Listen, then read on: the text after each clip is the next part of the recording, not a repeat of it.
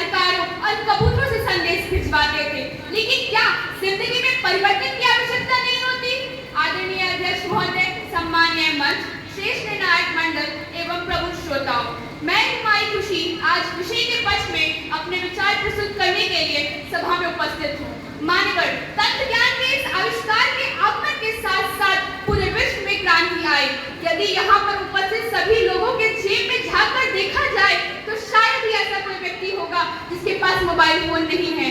महोदय, हम सभी जानते हैं कि हर सिक्के के दो पहलू होते हैं, नकारात्मक और सकारात्मक। वह हम पे निर्भर करता है कि हम किस ओर जाते हैं। हमें कुएं की तरह नहीं, हंस की तरह बनना चाहिए, क्योंकि कुआं तो अच्छाई में भी गंदगी निकाल लेता है, लेकिन हंस गंदगी में भी मोती चुन लेता है। मार्टिन कूपर द्वारा आविष्कृत या उपकरण बेशुमार विशेषताओं से भरपूर है। जरा सोचिए, यदि ये 2005 का दौर होता तो हमारे हालात कैसे होते? तब न एक ब्रॉडबैंड था, ना स्मार्टफोन और ना ही आज के एक्सेस टूल्स थे। यदि उस समय हमारा सामना इस महामारी से होता तो शायद आज हमारी मुश्किलें आसमान छू रही थी। हम मोबाइल फोन की सहायता से अपनी सहयोगी से बात कर सकते हैं और फ्लैट में फंसे रिश्तेदारों का हालचाल जान सकते हैं। जरा सोचिए, यदि हमारे पास ये मोबाइल फोन ना होता तो हमें पता ही नहीं चलता कि इस महामारी में हमारे कितने सहपरिवार सही सलामत हैं कि नहीं।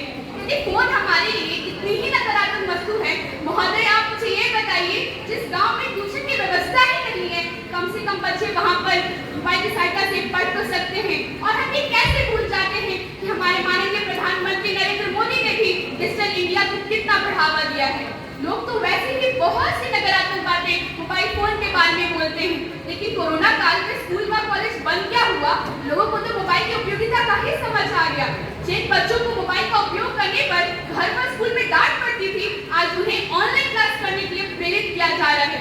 क्या हम उन लोगों के बारे में बात नहीं कर सकते जिनकी रोजी रोटी ही मोबाइल फोन है, जो मोबाइल से ही पैसे कमाते हैं? क्या उनके लिए नकारात्मक वस्तु है? नहीं, मोबाइल फोन ने कितनों को रोजगार प्रदान किया है। सबसे ज्यादा तो उन विकलांग व्यक्तियों को, जिनका चल पाना तो बहुत मुश्किल है, लेकिन वह घर बैठे कम से कम पैसे तो कमा सकते हैं। अंततः